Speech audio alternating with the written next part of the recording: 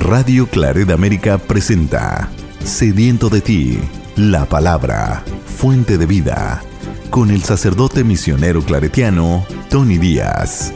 Reflexiones diarias del Evangelio. Aquí iniciamos.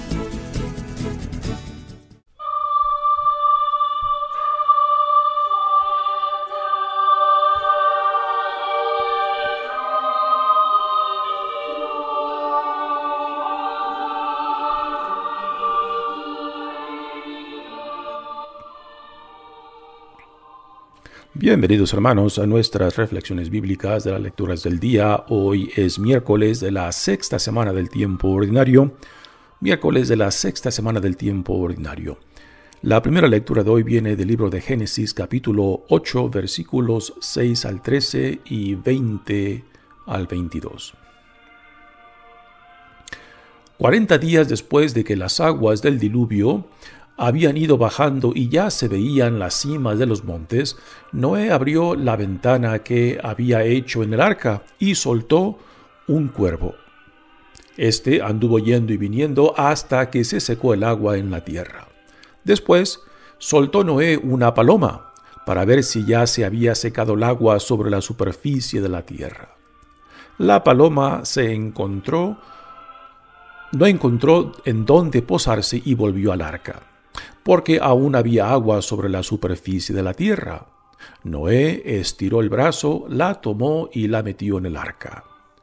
Esperó otros 7 días y volvió a soltar la paloma, que regresó al atardecer con una hoja de olivo en el pico. Noé comprendió que el agua sobre la tierra era ya muy poca. Esperó otros 7 días y soltó otra vez la paloma, la cual ya no regresó. El primer día del primer mes del año 601 se secó el agua en la tierra.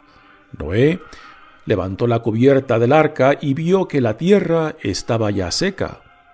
Entonces salió del arca y construyó un altar al Señor.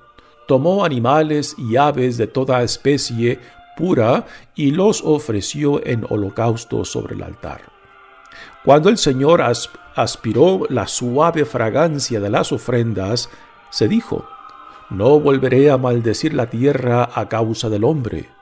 Es cierto que el corazón humano se inclina al mal desde su infancia, pero yo no volveré a exterminar a los vivientes, como acabo de hacerlo. Mientras dure la tierra, no han de faltar siembra y cosecha, frío y calor, verano e invierno, día y noche». Palabra de Dios. El salmo responsorial es el Salmo 115 y el responsorio es: «Daré gracias al Señor toda mi vida. Daré gracias al Señor toda mi vida. ¿Cómo pagaré al Señor todo el bien que me ha hecho? Levantaré el cáliz de salvación e invocaré el nombre del Señor. Daré gracias al Señor toda mi vida». A los ojos del Señor es muy penoso que mueran sus amigos. De la muerte, Señor, me has librado. A mí, tu esclavo e hijo de esclava. Daré gracias al Señor toda mi vida. Cumpliré mis promesas al Señor ante todo su pueblo, en medio de su templo santo que está en Jerusalén. Daré gracias al Señor toda mi vida. El Evangelio de hoy viene de Marcos capítulo 8 versículos 22 al 26. En aquel tiempo Jesús y sus discípulos llegaron a Betsaida y enseguida le llevaron a Jesús un ciego y le pedían que lo tocara. Tomándolo de la mano, Jesús lo sacó del pueblo, le puso saliva en los ojos, le impuso las manos y le preguntó: «¿Ves algo?». El ciego, empezando a ver, le dijo: «Veo a la gente como si fueran árboles que caminan». Jesús le volvió a imponer las manos en los ojos y el hombre comenzó a ver perfectamente bien. Estaba curado y veía todo con claridad. Jesús lo mandó a su casa diciéndole: «Vete a tu casa y si pasas por el pueblo, no se lo digas a nadie». Palabra del Señor.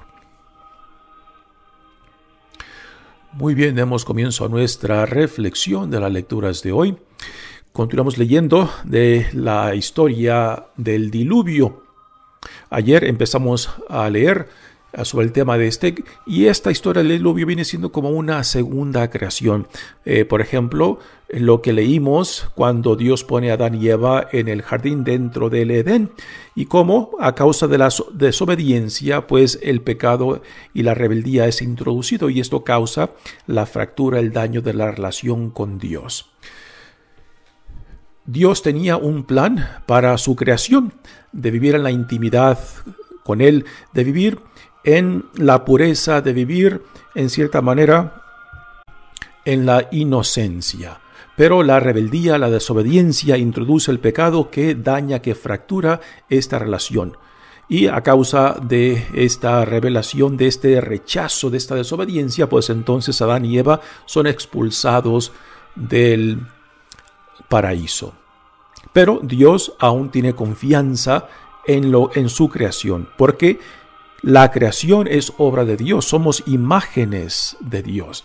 Así que Dios, aún después de esta desobediencia por parte de Adán y Eva, aún tiene confianza de que volveremos a regresar a esa vida para la cual Dios nos ha creado, y esto es lo que en Jesucristo nosotros celebramos, de que fue por iniciativa de Dios, por la gracia de Dios, por el amor de Dios, que a últimas viene a salvarnos de nosotros mismos, porque nosotros no somos capaces de salvarnos a nosotros mismos.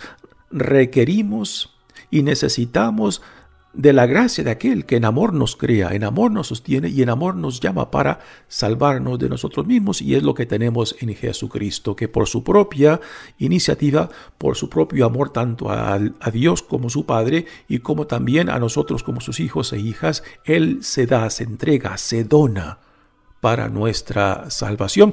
Pues es aquí lo que tenemos en Jesucristo, el patrón que ya lo empezamos a ver en la escena tanto de la caída de Adán y Eva, y también aquí en esta segunda creación del diluvio, donde Dios detesta lo que el ser humano ha llegado a ser, en lo que se ha convertido.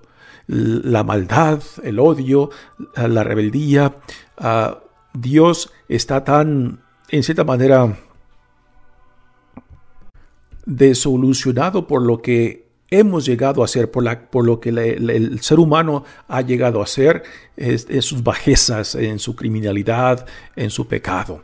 Y Dios, arrepentido de haber creado, pues ahora busca destruir la creación a causa del pecado. Pero ve en Noé y su familia, pues los remanentes, el retoño, digamos la semilla que después será el nuevo comienzo o la regeneración de la creación de Dios por medio de este diluvio. Y este es un patrón que después se irá repitiendo por medio del Antiguo Testamento, ¿no? De que constantemente cuando, por ejemplo, Israel es conquistado, es destruido, siempre se menciona un pequeño grupo, los remanentes, aquellos que se salvarán por su obediencia, por su fidelidad a Dios, y que pasarán a ser el retoño, las semillas para una regeneración del pueblo de Israel. Es lo que tenemos también en el Nuevo Testamento, de que aquellos como un Juan Bautista, de que como una María, un José, pues que son parte de este retoño, de estos remanentes que se han mantenido fiel a la voluntad de Dios, y que ese sí que le dan a Dios, por ejemplo, en María, en José, en San Juan Bautista mismo, pues entonces llegan a ser ellos parte de este remanente, de este retoño que se llevará a cabo por medio de Jesucristo, el Hijo único de Dios, quien se ofrece a sí mismo para la salvación del mundo, por amor a la voluntad de Dios Padre. Pues aquí tenemos entonces en esta historia de Noé y del diluvio, pues un tipo de una segunda creación, porque Dios destruye todo aquello que vive en rebeldía, que vive en enemistad con Él. Pero se guarda a Noé y su familia como el retoño para una regeneración. Ahora, ¿cómo hemos de entender esta historia del diluvio? Si la entendemos y la interpretamos como fundamentalistas, o sea, de que la tomemos literalmente, nos vamos a meter en muchos problemas. Por eso en la Iglesia Católica, tanto la creación, como que encontramos en el libro de Génesis, como esta historia del diluvio nunca es interpretada literalmente. Es interpretada como una cierta mitología que busca explicar el porqué de las cosas, que es una cosquillita que lleva el ser humano dentro, de siempre querer entender el porqué y siempre hacer la pregunta, ¿y por qué? ¿Y por qué esto? Y es la pregunta que el autor de esta historia pues nos deja al tratar de dar una explicación del porqué tanto del sufrimiento humano y cómo conecta el sufrimiento humano a Dios, ¿no? De que todo el sufrimiento, de cierta manera, es consecuencia de la rebeldía, de la desobediencia del ser humano con su Dios. Dice la primera lectura: 40 días después de que las aguas del diluvio habían ido bajando y ya se veían las cimas de los montes, Noé abrió la ventana que había hecho en el arca y soltó un cuerpo. Este anduvo yendo y viniendo hasta que se secó el agua en la tierra. Después soltó Noé una paloma para ver si ya se había secado el agua sobre la superficie de la tierra. La paloma no encontró en dónde posarse y volvió al arca, porque aún había agua sobre la superficie de la tierra. Noé estiró el brazo, la tomó y la metió en el arca. Esperó otros 7 días y volvió a soltar la paloma, que regresó al atardecer con una hoja de olivo en el pico. Noé comprendió que el agua sobre la tierra era ya muy poca. Esperó otros 7 días y soltó otra vez la paloma, la cual ya no regresó. Vemos aquí en esta historia del diluvio allá elementos que se irán repitiendo constantemente en el Antiguo Testamento. Por ejemplo, el número 7. Y después el número 40, que también, por ejemplo, son 40 años que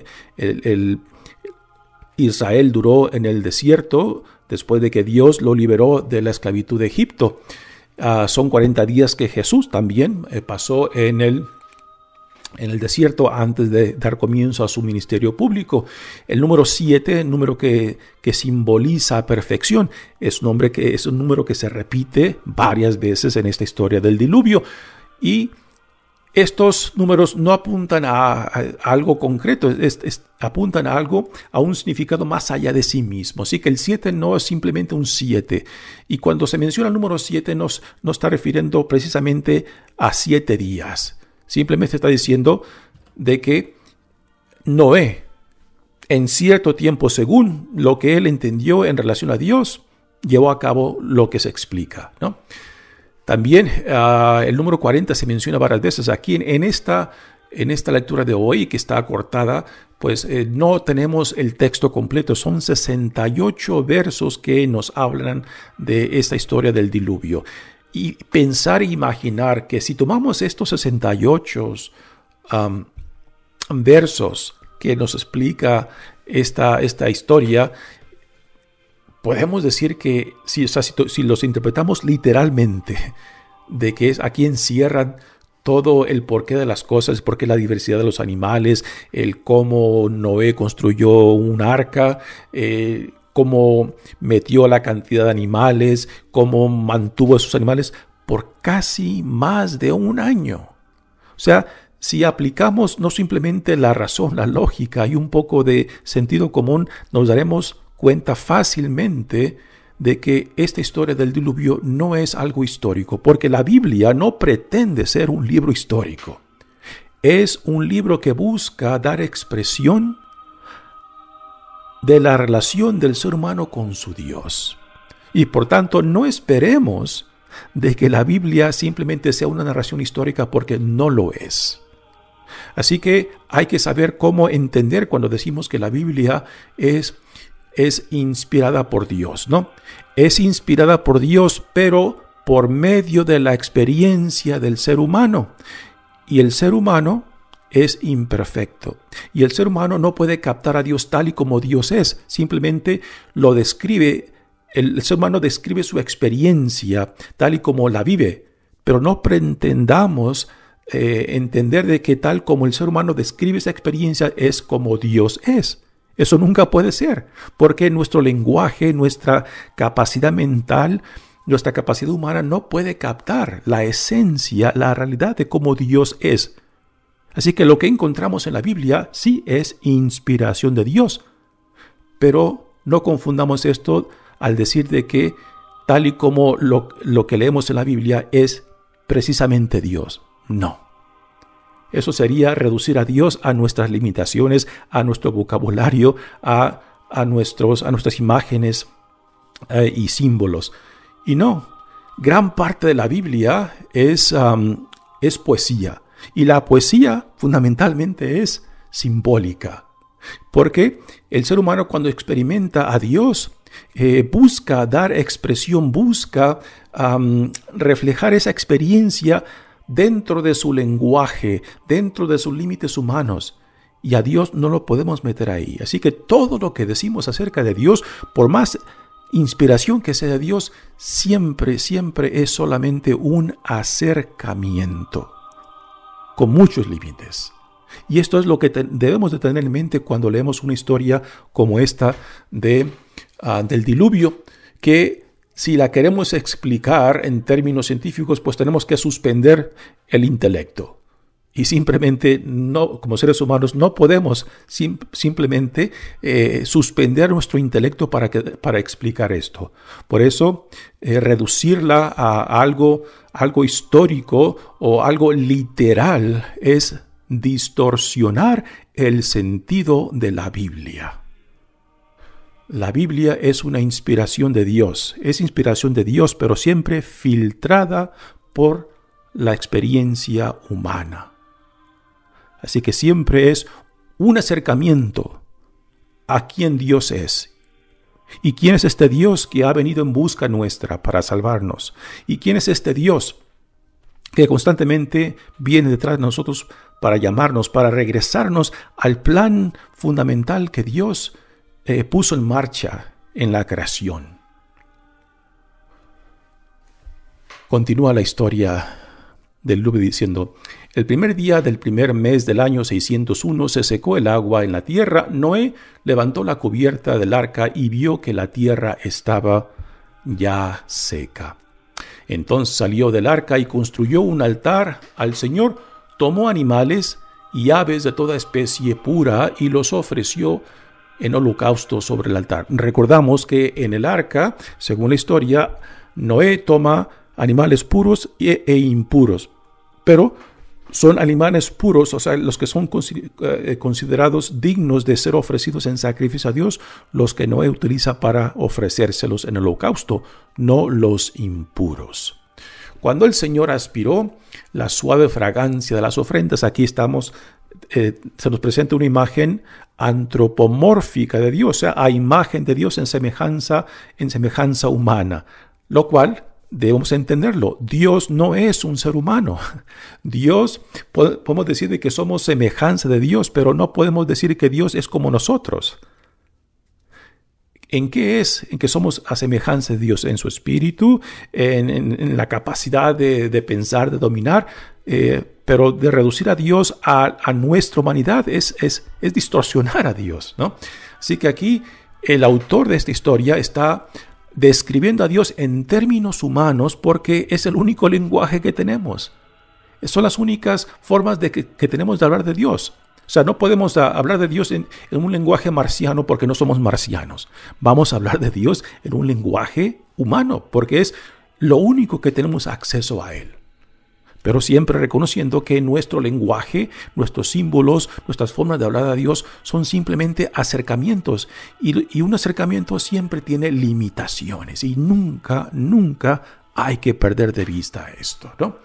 Por eso no podemos tomar esta historia del diluvio literalmente, porque si la tomamos tenemos que suspender nuestro intelecto y simplemente, como católicos, la tradición católica siempre ha defendido el uso de la razón y del intelecto para acercarnos a Dios, para entender a Dios, para hablar de Dios, ¿no?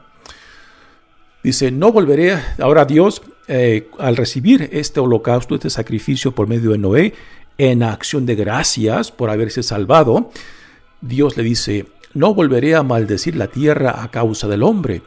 Es cierto que el corazón humano se inclina al mal desde su infancia. Aquí tenemos una clave del por qué el autor de esta historia decidió captar de esta forma el porqué de las cosas, o sea, el porqué de la maldad del hombre y cuáles son las consecuencias de esta maldad, ¿no? De que es nuestra desobediencia, nuestro rechazo de Dios lo que lleva adentro ya el castigo mismo. Y el autor, pues tomando quizás una historia de alguna inundación masiva que causó destrucciones, como historias que podemos encontrar hoy en día, por ejemplo, en los textos de Mesopotamia, como más de 1000 años antes de que se escribiera esto, ¿no? Así que en las culturas antiguas como la de Mesopotamia y como la de Egipto, que fueron culturas que impactaron mucho la identidad y el crecimiento de Israel, pues no es difícil de imaginar que alguna de estas historias de inundaciones masivas se haya quedado en la memoria, que después fueron utilizadas para explicar el porqué del sufrimiento del ser humano y interpretarlo como castigo por la maldad, por el pecado, por el rechazo, por la desobediencia, con el Dios que en amor nos ha criado, en amor nos sustenta y en amor constantemente nos llama hacia Él. Así que aquí Dios hace una alianza con Noé, y esta alianza es con toda la creación. Ya más adelante veremos en el Antiguo Testamento otras muchas alianzas. Por ejemplo, la alianza que Dios hace con Abraham y con la descendencia de Abraham. Después veremos otra alianza que se hace con Moisés. Y después esa alianza fue dada específicamente para la nación de Israel.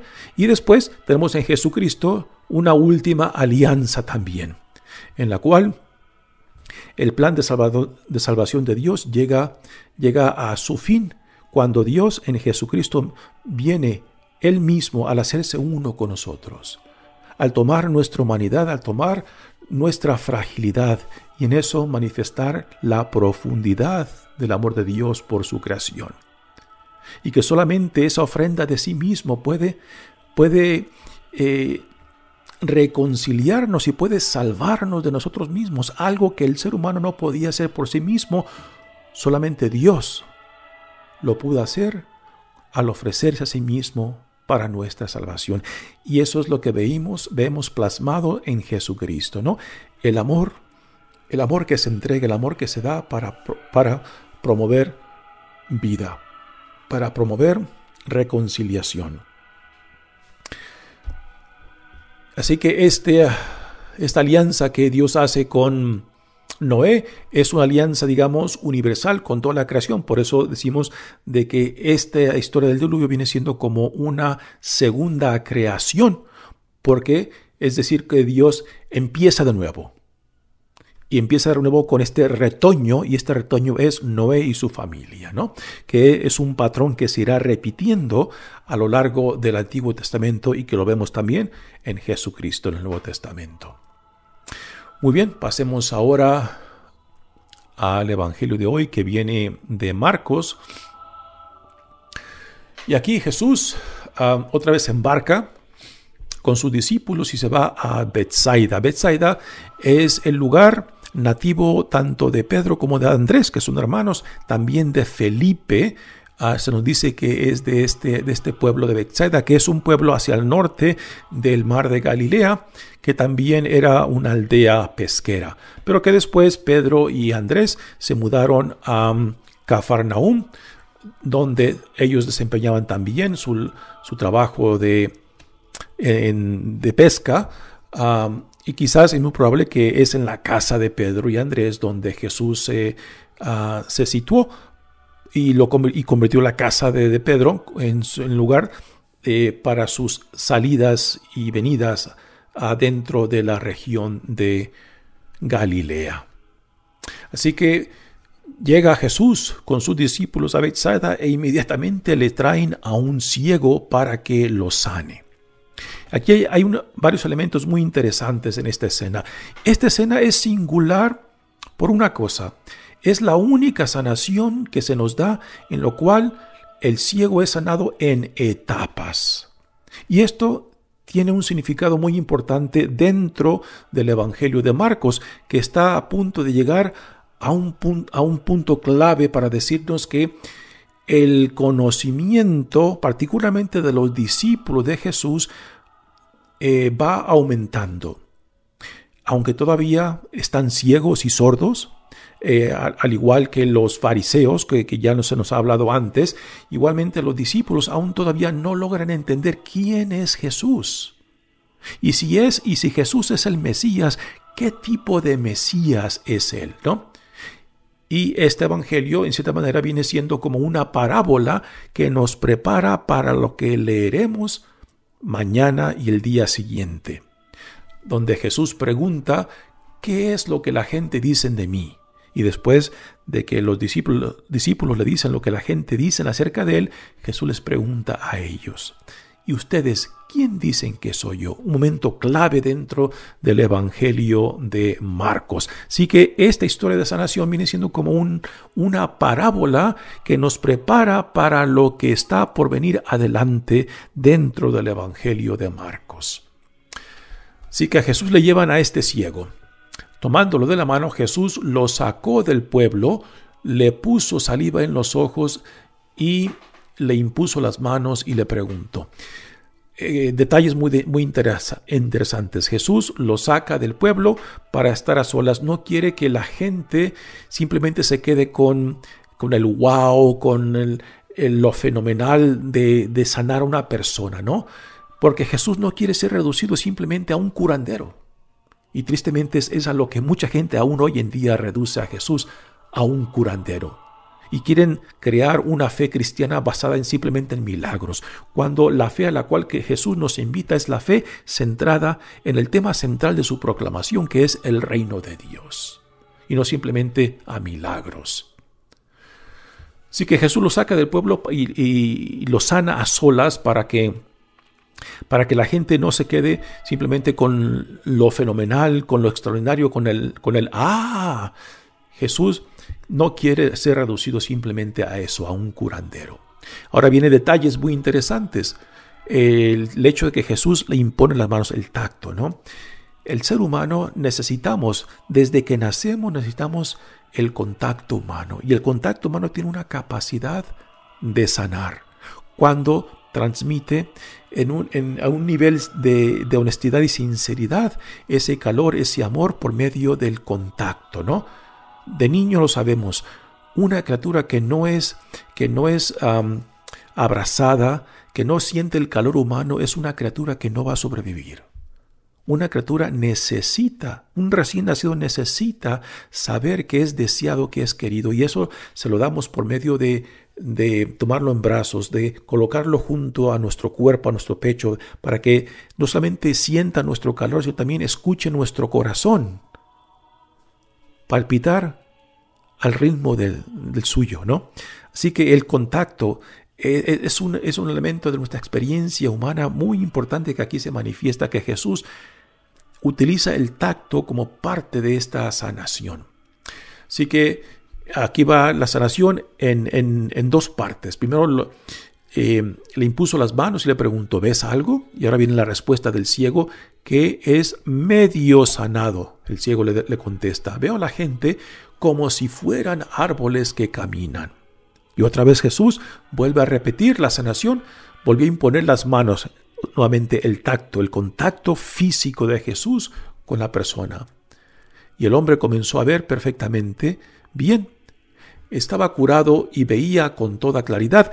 Ahora, esta escena es una sanación de un ciego, pero también, tal y como el evangelista Marcos la cuenta y dónde la pone dentro del evangelio, está utilizando esta sanación también en un segundo nivel, como una parábola para decirnos y hablarnos del crecimiento del conocimiento de Jesús por medio de los discípulos y cómo también ellos que estaban ciegos, puesto que es así como Jesús los describió en la cena de ayer, cuando iban en la barca después de la multiplicación de los panes, y ellos pensaban de que Jesús les hablaba de la levadura de los fariseos y de Herodes porque se les olvidó el pan, y Jesús les dice: ¿qué es? Tienen ojos y no ven, tienen oídos y no escuchan. ¿Por qué tienen la mente tapada, no? Pues ahí vemos claramente de que así como los fariseos estaban ciegos y no entendían y no aceptaban a Jesús, pues igualmente los discípulos también viven esta ceguez que poco a poco será sanada para que puedan entender claramente quién es Jesús, porque esta es una pregunta fundamental del Evangelio de Marcos, la identidad de Jesús. ¿Quién es Él?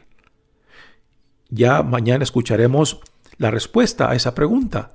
Pero después la segunda pregunta es, si Jesús es el Mesías, el Hijo de Dios, ¿qué tipo de Mesías es? Y es lo que el Evangelio de Marcos, después de este punto en adelante, irá desempacando. Lo mismo para nosotros hoy en día.